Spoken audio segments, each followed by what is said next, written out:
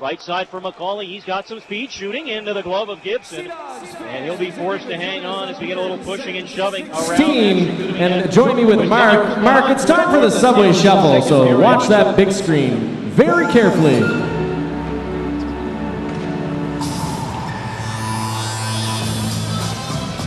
All right, Mark, which one is it? Where is it? 1, 2, or 3?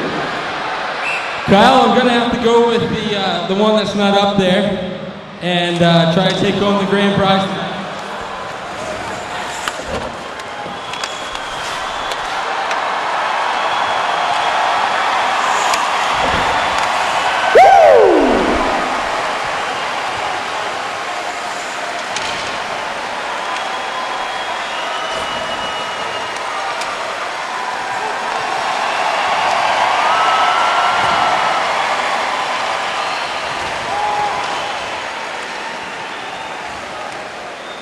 He did say yes.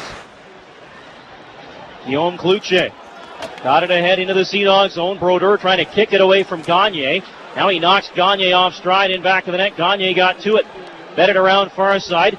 Picked up by the pinching defense.